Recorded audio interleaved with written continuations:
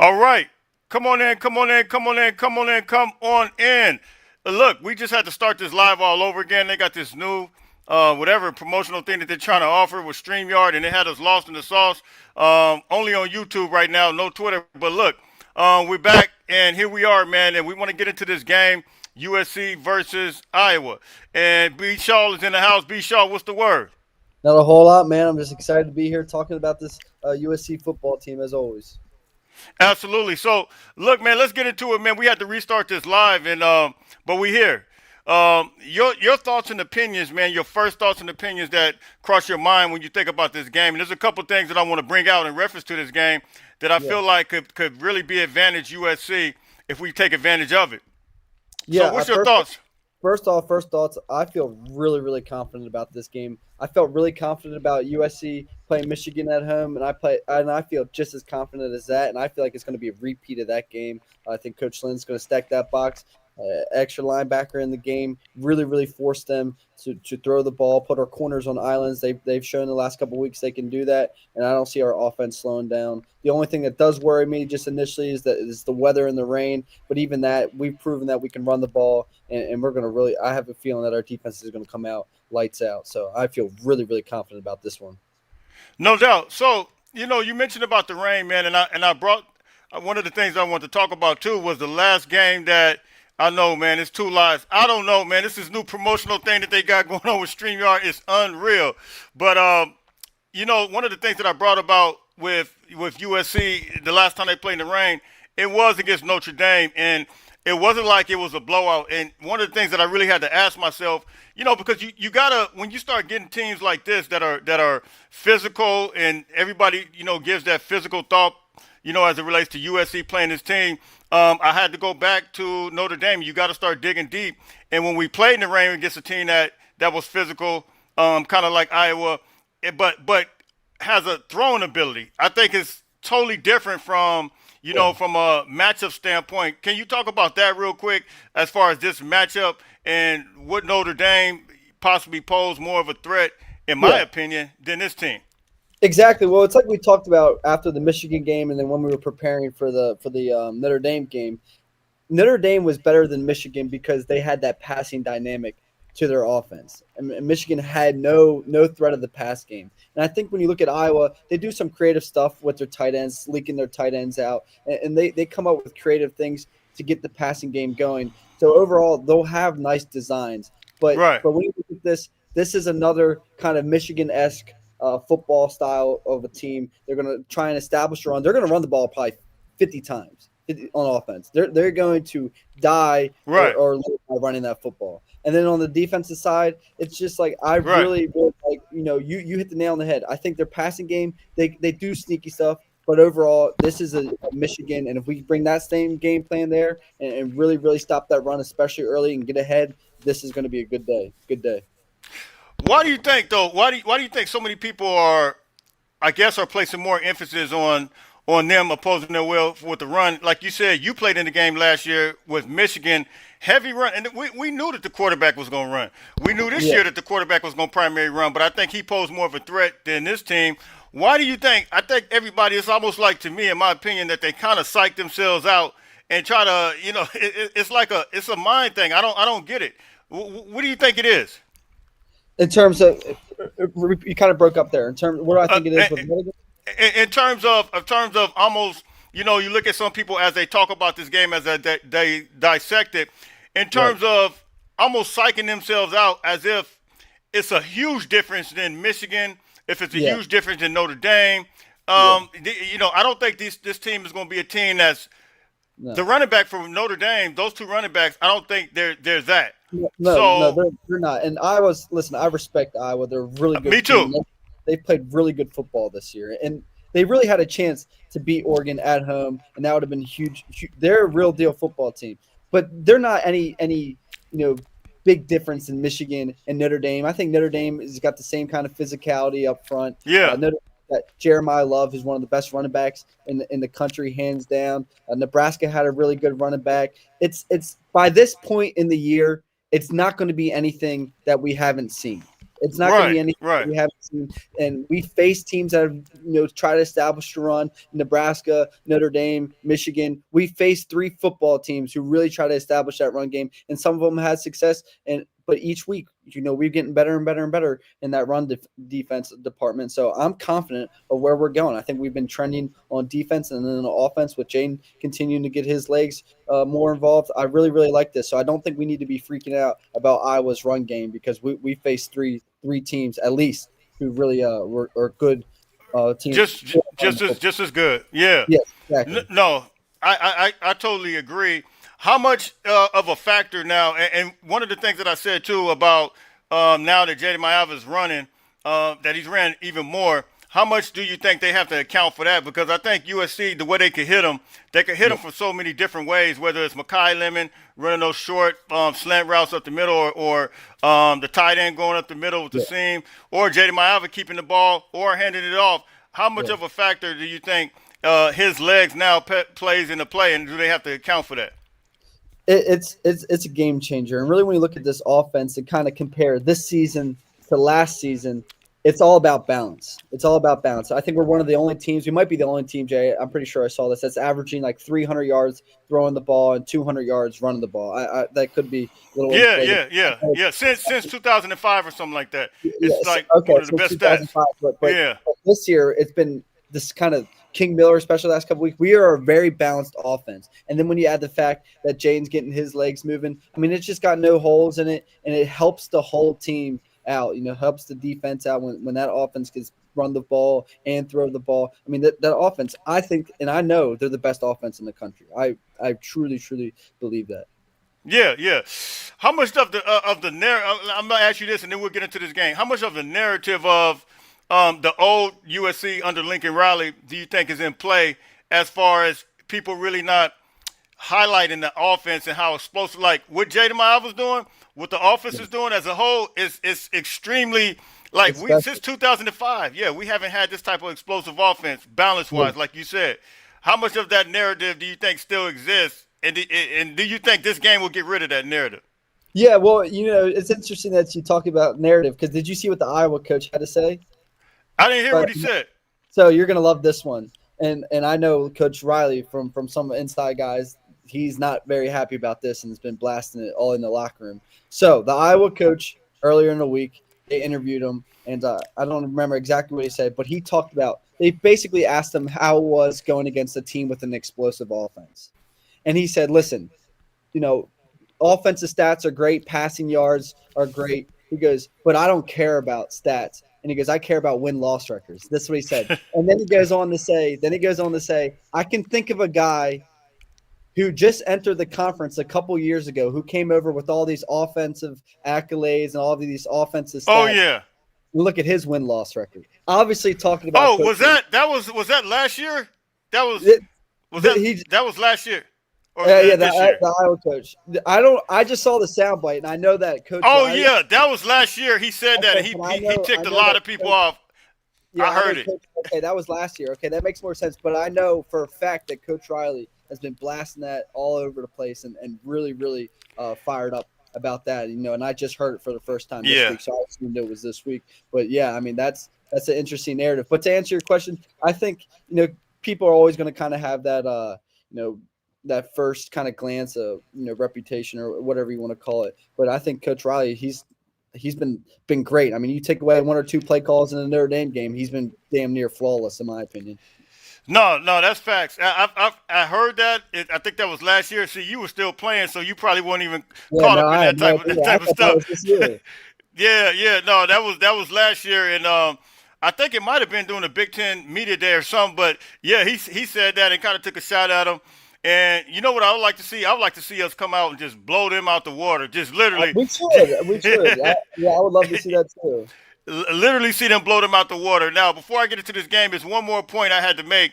The last 4 games, if I'm not mistaken, and I think I have it written down, but the last 4 games that Iowa's played on grass has been L's, if I'm not mistaken. And I think I had the stat up here somewhere. I think it was against Iowa State they played this year. They lost that game on grass. They lost against Michigan State last year. Then they came out here on the grass and lost against UCLA. Um, how much of a factor? And mind you, they don't even have a turf indoor a grass Yeah. facility that they practice on. So how much of a factor? I heard a podcast where they talked about they trying to get the right cleats and all this other stuff. Yeah. How much of a factor do you think, and how much faster do you think we'll be on grass? Yeah, I mean, it's definitely if you're practicing on turf every day. I know when I was at USC, we had the grass field, real nice grass field, and we had the turf field. So whatever we had coming up, we usually just practice on that. And Ohio State was the same way. So it's interesting that they don't have a grass field, kind of at all in their facility. So that's going to be real interesting. You get used to that slick track and whatever it may be. But the thing that's kind of worrying me just a tad bit, it's two things. One, they are coming off a loss. And usually, when a team's coming off a loss, they're going to have that extra kind of motivation to them. And two, the Yeah, rain. And that rain, I think it sounds like it's going to be serious right now with LA. man, and I just don't I don't understand it, man. Out of Yeah, all the times, yeah, it sounds like. But the thing is with LA, you don't know. I mean, that could clear out by tonight, and tomorrow it's a beautiful day. So you don't know if that's going to stick around. But if it does, I mean, that USC field's kind of a thick grass field. So it's going to be a slow track if it's raining like that and kind of sunken down. That stadium, sunken down like that. That's going to be a real heavy track. So I don't think overall we got way more speed than they do. So we'll have the speed yeah, advantage, but it's going to be a slow track. So it's going to be kind of neutralized. right, right. So, and I'm going to put this link in here so you guys could already be in here. And after we kind of preview the game a little bit, we'll click you guys in, allow you guys to come in. But real quick, um, okay, so let's talk about this game. USC, man, their offense, of course, we talked about it. 503 yards, which ranks second. They're passing 303, which ranks 10th. Rushing 200, which ranks 22nd. Scoring 39.6, which ranks seventh. And of course, their defense 346. So, but I know everybody want to talk about the defense. We kind of know what the offense is going to do. From a defensive perspective, man, like how are you feeling? How we need to approach this defensively. Yeah. So I think what gives me confidence, and I know what should give Coach Lynn confidence, is how Marcellus Williams and DeCarlos Nicholson have been playing, especially the last 2 weeks. They've been great. They've proven in the Nebraska game. They prove that they can live on that island, and when they get hands on, they're playing really really well. And I was leading receiver. I could be wrong on this. I think he's got like 350 yards or something like that. Like it's Yeah, right, something right. insane. You have to make them earn your respect in the passing game. I When I think was so, with, man. when I was with Coach Lynn last year, I don't think not only are you going to see a lot of man to man, I think you're going to see zero. I think you're going to see a lot of blitz, a lot of pressure, stacking the box, the base three linebackers in the game, safeties creeping out. I know they're telling them safeties, instead of being at 12 yards, be at 9 or 10. Pops slow in the run game, get your reads right, but you got to be active in it as well. You have to get them single high. You have to get them to earn. You have to let them Yeah. earn the respect in that passing game. So I expect it to be very, very aggressive, especially in the rain. And it's going to be a good one. It's going to be a good one, guys. I'm telling you, you're going to see not only a lot of man to man, but cover zero. I'm telling you. I'm telling you. So personnel wise, because we saw something from I can't remember what that I think it was the Nebraska game. I think Devin Tompkins was on that edge. I mean, he looked incredible at the edge. There you So go. let's real quick. Let's talk about personnel wise, man. And I know we don't have to necessarily name them, but Yeah. would you rather see the way Devin Tompkins looked on that outside, man? Would you rather see him on that outside? But and I know we got Cam. I mean, he's a force to reckon with. Shelby, and of course Yeah. Lucas. But I don't know. It seems like they've been kind of switching, and when they switch, it looks different. What you think personnel wise, how we should approach this game, since they're gonna Yeah. play this tough game? I think situational. I think I would like Devin on the edge, maybe him and Cameron Crawford, Yeah, because I love how Cam's playing right now, and I love how Lucas is playing as well. But maybe Lucas, you put him out on that edge and kind of obvious third down situations, passing situations, rushing the passer. Because I think Devin Tompkins, he's just such a physical force in the run game, and he really sets that edge that you need. So I love those two guys, and Shelby. You can kind of put Shelby. I mean, Shelby's an athletic freak. Put him yeah, anywhere he kind of wants to go. So I do like Devin Tompkins, especially out on that edge, and you're going to see a lot of different kind of looks, I think. No, no doubt. So when you look at Iowa's defense, 250 yards they're allowing a game, which ranks fourth in they fourth in total defense right now. What do you see from their defense? Yeah. And then they're passing 146.7 yards, which ranks fifth, and rushing 103.6 yards, which ranks 17th. What do you see from them from a defensive standpoint that could probably pose a threat to Yeah, USC? well, Iowa, pretty much most of the coaches I played for will use some sort of film from Iowa to coach their quarters defense. That Iowa's just been a staple of running that too high quarters defense for years now, ever since their coach has been there. So what they'll do is they'll have those too high safeties. They'll kind of keep everything in front of them, top down, and force teams to drive the ball down the field, and they can stop the run with their front. They got a good front. They mix up the fronts a lot, so they take pride on being able to stop the run with the light box, and then having those two high safeties to keep all the passing game underneath and not give up any explosives. And they're very sound. They don't make many mistakes. They're always communicating. Always on the same page. I remember when I was at Ohio State, and our secondary coach, he just had us watch Iowa's a game from Iowa. We weren't playing Iowa or nothing, and just had them watch how they operated. The communicating, how their techniques were being played. So they are a staple running that quarters defense. So you're going to Right. see that too high. They're going to take. So how you get out of it is you got to get that run game going. You saw Yeah. Oregon. Even though it was in the rain, you saw Oregon. They committed to that run game. You got to get the run game going against No, no Iowa, doubt. because that shell they play in, it's tough to throw the ball against. It is tough to throw the ball against. So you got to establish that run game, and then when you have opportunities to take shots in the pass game, you got to hit them. You got to hit them. I mean, they So, play really sound. in your opinion, you mentioned the shell? Are there any gaps in that shell? Any holes in that shell that USC you think can exploit? Whether it's the tight end or Mackay coming Yeah, across? it's gonna be the tight ends, and it's gonna be like Mackay Lemon. Think about Illinois when he's kind of getting across the middle, hitting stuff over the middle in those little holes. Having the tight end grab the safety's eyes and taking your shot behind the safety.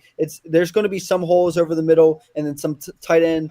It would be nice if we had Eli and Waymo Jordan, because Yeah, really yeah.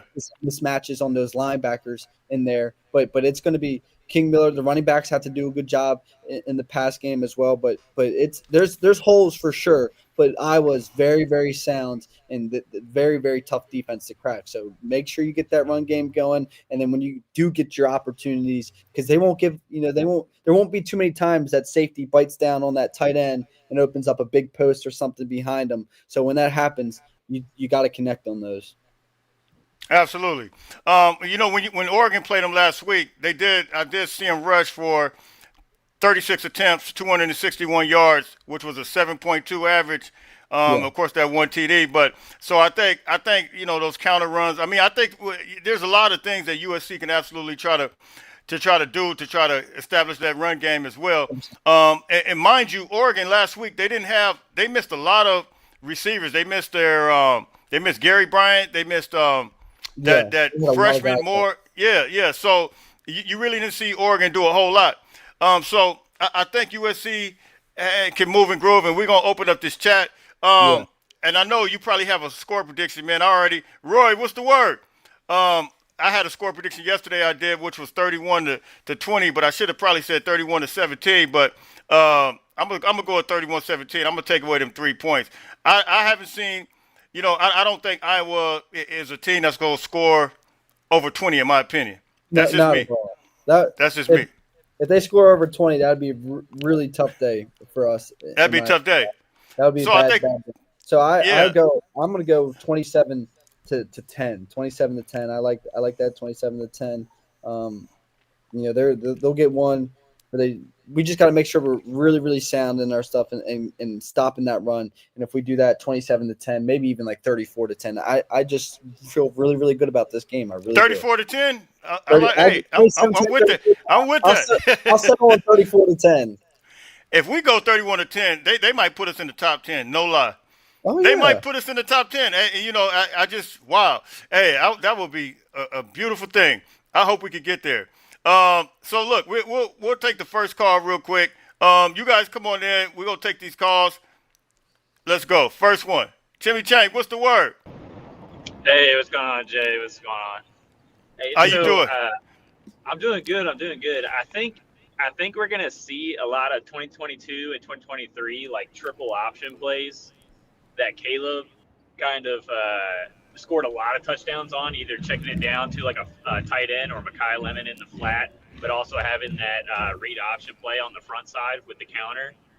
I see that happening just because of how their safeties come down. They're going to be on either side of the field, so you're going to isolate that backside safety, and then obviously if their backside defensive end doesn't crash, just hand it off to King, let him do his thing. I know we're worried about shoulder stings and stuff like that, but the ground's going to be soft. It's going to be wet. He's going to hit the ground. It's going to feel like a pillow.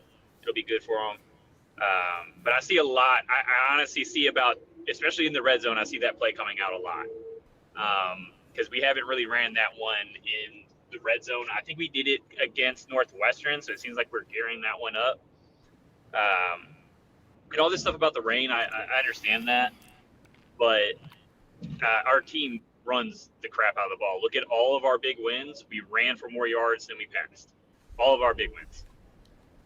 Like I don't see why everybody's making rain such a big deal. I understand versus Notre Dame, but Notre Dame's defensive front is, even with all the injuries that they had when we faced them, is better than Iowa's.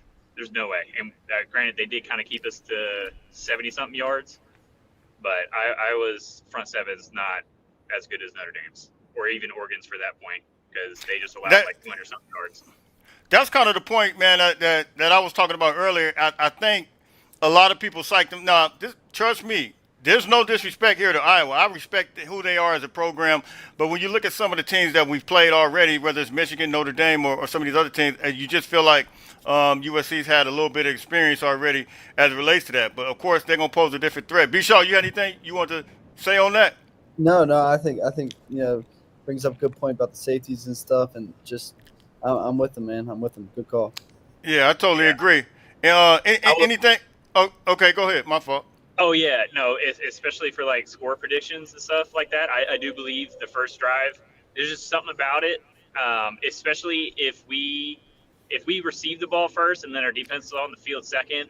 I don't. I feel like whenever our defense comes on, like that first drive isn't going to be good. I feel like this is the game where Lincoln needs to put the defense out first. Say, go get the stop right now. The game's on your shoulders to start the game. Go get a stop.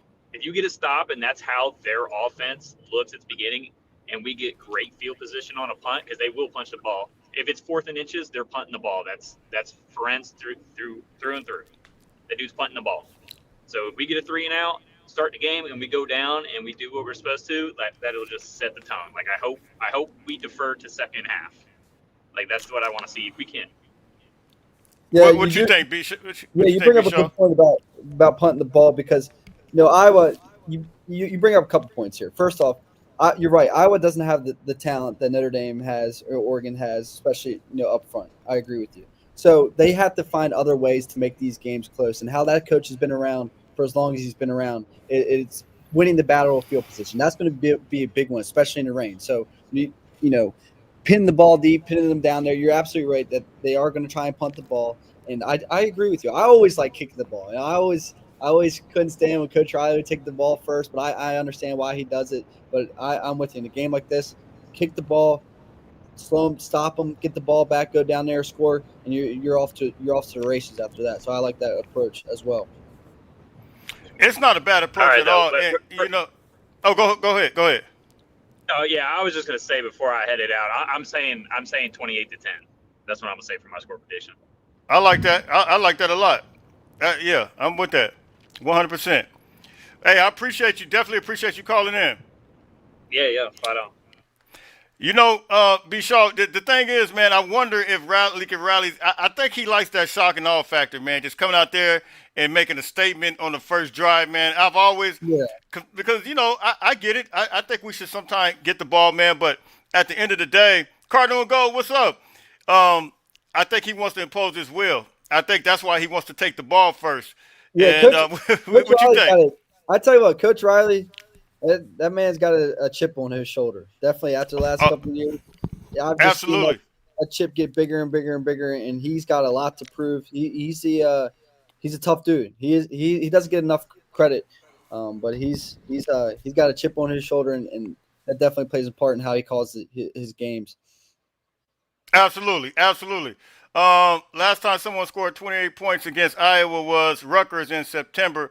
Iowa's D is strong. Listen, have you noticed that Iowa, when they play at home, the record, and I'm gonna bring this up real quick because I'm glad you brought that point up because I looked up their schedule, and I just want to read you some of these real quick. This was Iowa. Okay, Iowa. I don't even know. That must be a Division One AA team, ALB. I'm not sure what team that even is, but they won 34-7 at home. Then they played away at Iowa State, 16-13. They lost that game. Then they played UMass at home, 47-7. Then they played Rutgers, to your point, which was at Rutgers, 38-28. But Rutgers is totally different from USC. Indiana, of course, that game was at Indiana. No, that was at home, but they lost. And then Wisconsin, they played at Wisconsin. And then Penn State, they played. That was a close game, 24-25. That was a 1-point game. Minnesota, they blew them out. But really, the only game that they really, I'm saying that to say, oh, that was Albany. I didn't know who that was. The only game that I really saw them really just score points were, I guess, teams of lesser opponents, if you will. It's not, when they play the quality opponents, you just didn't see them have that output.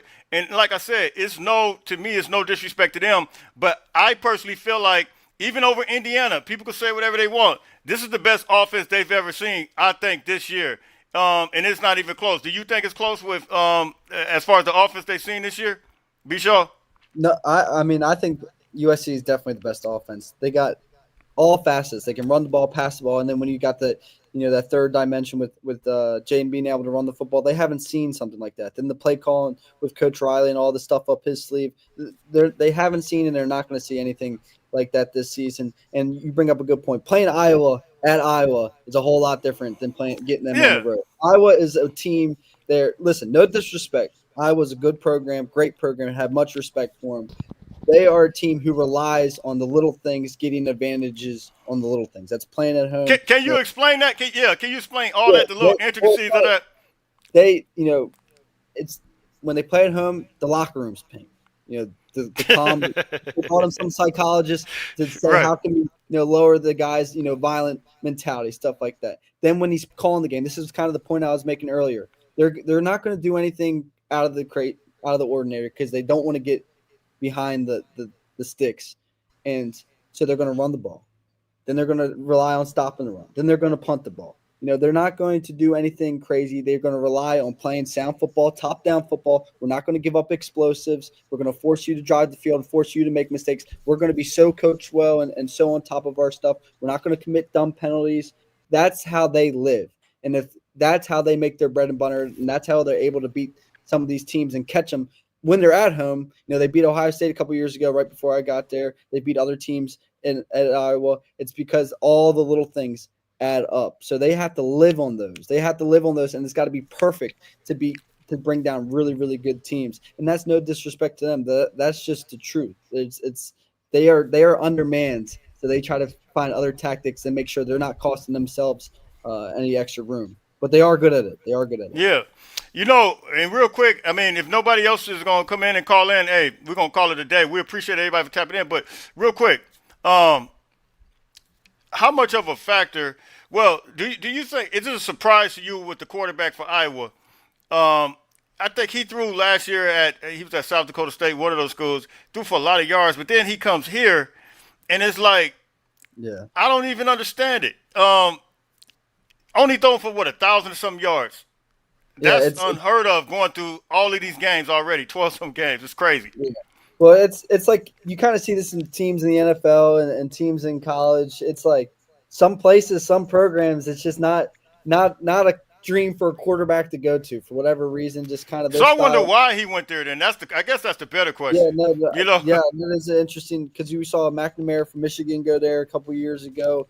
They're not going to have their quarterback drop back and pass because they know up front that they can't protect very good against elite pass rushers. That's Yeah. part of their whole thing. They have a whole system. Iowa's such a systematic program that it's just like it's not a place for a quarterback to go light it up because that's not how they play. That's not how they approach the game. Because if you drop back and pass at Iowa and you're giving up 3, 4, 5, 6 sacks, then you're probably losing, 40 something to 10. And again, no disrespect. That's just the truth. That's just the truth. So are those receivers that you should people should like respect? Like, how would you Yeah, classify those receivers? Listen, the receivers. I respect your tight ends a lot. The receivers, I do respect the receivers, but you Yeah. should get up there and challenge them and make them earn your full respect. I Yeah. don't see D. Nick, Conley, Marcellus, and then in the slot, Kamari. Whoever they got down there. If for whatever reason we're in the nickel defense, we should be challenging them. We should be really, really challenging them. And also, somebody just put in the chat penalties. Definitely going to play a big part because that's in weathers like this, in games like this, Big Ten football, it's special teams, no dumb mistakes, and running that ball and stopping the run. So absolutely. Absolutely. No, I agree. And that's the comment you're talking about. USC most penalized team in the Big Ten. Iowa one of the least. Yeah, we must keep the penalties. No, I agree. We got to keep the penalties. We got to stop the penalties. And I think the fact that we're at home, I think it's a little bit better. Sometimes it seems like the away games, we see that a little more. So Them Big Ten officials do not like those USC teams when we're on the road. I can tell you that. No, that's big facts. And so look, man, if no more calls, I know we're kind of limited with some of the no Twitter on here, but if nobody else was calling in, hey, look, man, we definitely appreciate B. Shaw for tapping in, man. And you guys got any questions? You guys more than welcome to come in. A little bit over 30 minutes, but we wanted to come in here I wanted to get him earlier this week, but I was lost in all the sauce. But here we are, and so we glad he was able to come in on a Friday and tap in with us. But any other questions, man, or anything, man, you guys come on in. I have a score of 31-17. B. Shaw said, did you say 31-10? 34. 30. Woo. What did you, Hey, real quick? I love it. I'm telling you. Jay, real quick, because we didn't get a chance to talk about it, but I did want to get your thoughts on Northwestern, on our game against Northwestern. And that's another part, man. That's another part that I think a lot of people got to realize. Now, I will say this, even as it relates to this game, I just kind of want to touch on that. I think this is going to be a lot like Northwestern from a physicality standpoint, and I feel like USC needs to start a little bit faster, I would say, on defense. I don't think we could afford to do that against Iowa the way we kind of made the adjustments in the second half. What you think? With the Northwestern? Because it seemed like it wasn't to the second half where we really started you getting it in. Yeah, I mean, those were like two different teams, and we've seen that throughout the season. Luckily, we were able to turn it on at halftime. But, yeah, definitely got to start quick. And Jaden making that hit and forcing that fumble, man, I think that broke their spirit big time. Right. They say somebody calling everybody at work. Yeah, I know. Hey, well, happy Friday, man. We don't want you to get fired, so stay at work. But listen, from the game, though, I think USC imposed their will, man. I think, you saw that Northwestern team, they were playing some physical football. And they gave some people some run for their money. They gave Nebraska run for their money. But the way we opened that up from an offensive standpoint, man, I mean, like I said, we even saw Jaden Maiava. I mean, he's getting out there. I don't know if you saw that play, but Jaden Maiava ran that touchdown. And literally, I don't know if he ran that dude over, man. Like I didn't even know he had that. I didn't know he had that in him. We know he had and then he with the strip. Yeah, that was crazy. I think something that we talked about real quick, my last thing is coming into the year, he seemed way more confident. And I think he's just getting more and more confident. And now that he's running the ball, now he understands that, okay, I'm looking, my reads aren't there. Now I feel comfortable. I can take off and run and get it done with my feet and run people over and make guys miss. So I tell you what, he's a real deal quarterback. Big problem. Yeah, so I like what he did. I like the way with King Miller once again. Hold on, we got another call. What King Miller did it once again. What's the word, my man? Hey, sorry, I didn't talk nothing about defense when I was on here. Ain't nobody jumping on. Oh, Hey, so right. I saw that Oregon was running that 5-man front. I was wondering what you think about this one. So I want EG weak side edge. I want Devin Tompkins as weak side defensive tackle.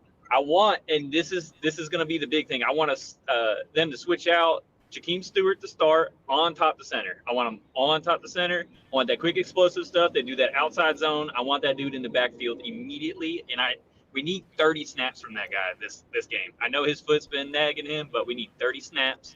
And then I want to the left of him. I know Carlon Jones is coming on, so I want him on that strong side, another defensive tackle, and then I want a combination of Tompkins, Crawford, and then Shelby and EG can switch out on the weak side edge as well.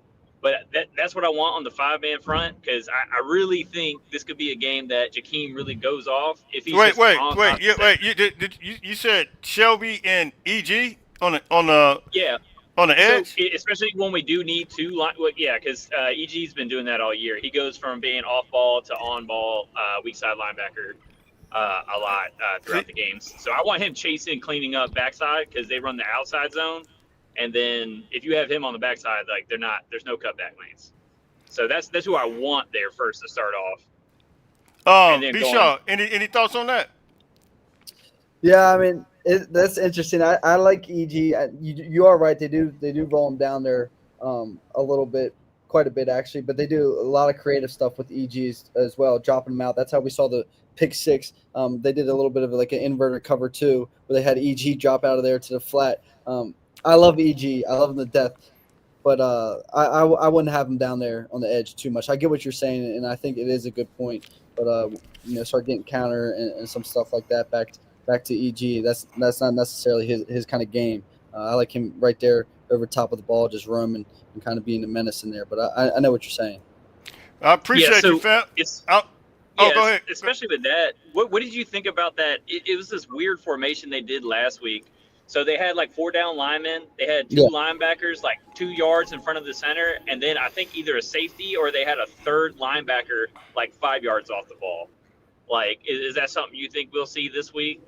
As far as just because they were just blitzing that dude behind them, and there was like 3 dudes on top of center all at once. Yeah, I think you bring up. I think what we've seen with Coach Lynn is in the first part of the season, the linebackers were kind of. It looked like they were just hesitating a little bit, and just kind of waiting, and not getting up in those gaps and up in those holes quick enough. And then you saw really a change kind of in the Nebraska game where those guys were getting shooting those gaps quick, and just getting down there. So I think in terms of what you're talking about is Coach Lynn's just finding ways to get these gaps plugged. And then when you have the guy kind of behind them, he's there cleaning it up. So he wants to plug those gaps. And then when that ball is, that running back's got to bounce around, that guy floating behind them is cleaning it up. And that's what I think, EG is so lanky and so good, and he can go sideline to sideline, and I like him up there, in the middle. I know sometimes when the ball gets ran right at him, it can be tough for him sometimes, but man, he's just so good at going lateral and just covering sideline to sideline that he is a force cleaning up that ball back there. So I would like to see that personally. Okay. So you would just have EG in that scenario with 5 down linemen. This is strictly for run downs. Obviously, pass downs. I don't even care what Deanton Lynn does because he's going to do the best thing possible. But so you would just have Shelby be that weak side edge and clean up the entire time, or Crawford. Yeah, because those guys. Yes, that's what I would do personally. That's what I do because Shelby. Right, yeah, I want to see, but we need Jakeem. We need Jakeem 30. No, I agree with that. I like Jakeem, especially after the Michigan State game. I thought he should have been out there all the time, but I know he had the foot and stuff like that. So I'm with you on Jakeem. That dude needs to be in there 30 snaps minimum. We're on the same page with that 100%. All right, my man. I definitely appreciate you. Hey, thank you for the call back, though. Yeah, no worries. All right. Uncle Boom. Yo, hey, what's the word? How you doing? Good. Hey, not much, man. Hey, bro. Hey, I'm glad everything's starting to going better for you, man. I've been praying for you, brother. Hey, I appreciate you, man. I That's all, definitely appreciate you. You already know. it's all love, family. It's all love. Hey, I'll be honest, man. I believe Keyshawn Silver needs to be over the center like damn near every snap. To be honest with you. I got you. And I like the big body, but I'm not sure if I don't want to say this the wrong way. I just want to say it the right way. I'm trying to figure out how to say this. I don't know if the coaches. I don't know. I think the coaches want to see. They want. They may put him there. They may not. If he gives that production, I'll just say that. I, But I, I hear that. I mean, he was a force to be reckoned with at Kentucky. It's just it's mind boggling to me why he's not having the same level of success here. You know what I mean? I feel you, and I mean he was one of the number 1 defensive tackles to come in the transfer portal. Hey, We haven't. We've yet to see that type of production yet. I mean, he's good, but I think big body like that, 300 pounds. You just want to see some continual, constant space eating, man. But hopefully, we get it this game. yeah, hopefully, man. I mean, I hope DeAnton Lynn, runs a lot of 5-man fronts. Not running no 4-man fronts and putting us in a 4-2-5s. Early in the game because tomorrow's going to be ugly, man. And honestly, it's going to be a real ugly game. If it wasn't raining, probably it would be a lot different story.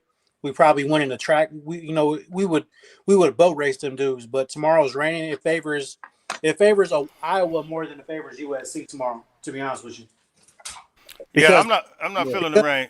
yeah. I because think you're gonna get that 5-man front with pretty much cover 0 on the back end. I think that's I don't mind that at all because that's what you're gonna you already get. know they can't pass. Yeah, I think that's what you're gonna get, and there's no reason not to be aggressive against these guys, and especially early. Figure out if they can beat it, and if they can, then you adjust. Exactly. So I'd rather see those. I'd rather see those early 5-man fronts early on in the game, the entire first half, and then if we have to adjust and do it, you know what I mean. Yep. I'd rather I do it in first instead of waiting too long. So No, yeah, 100%. I would be shocked if they don't have that same approach that we were kind of talking about. what do you think about Keyshawn Silver being over the center like pretty much the entire time? To be honest, I think that's his natural position. So I don't I don't think he's meant to be not over the center. Yeah, I mean it's no, it's kind of tough to tell. It's tough to tell. I don't know what kind of all these thought processes go into everything, but Yeah. sometimes just how the coaches get stuck in their ways, or come up with some things, and it kind of goes from there. But I'd like to see him get going for sure. We need him to get going. Most definitely, for sure. Appreciate you. Absolutely. Hey, appreciate you, fam. I don't. All right. Right on. All right, man. So look, that's it. No more calls in here, man. But we appreciate B. Shaw for taking out the time, man. You see, he's lost in the look at him. He's back there. Look like palm tree, all kinds of stuff going. It Oh, don't look no. like it's a drop of rain out there right now. No, I'm living, man. But anyway, man, we definitely appreciate everybody for tapping in, man. And you guys know we'll be live. I'll probably be a little. I'm not sure what time I get back, but I got an event I have to be at tomorrow, and so I will be on live. I'm not sure exactly what time, how late, or if I'll be right on time after the game, but I will be there doing something after the game tomorrow. So look, man, until later on, listen, we appreciate everybody. I got 31-17. B. Shaw has 35-10. And look, I believe it's going to be one of those close to what. You keep bumping my score up, but that's fine. I'll go 35. It's 34. Is it 34-10? Yeah, it's 34-10. Okay. It's all good. So look, we appreciate everybody for tapping in, man. Until later on, everybody stay blessed. Fight on. All right, man.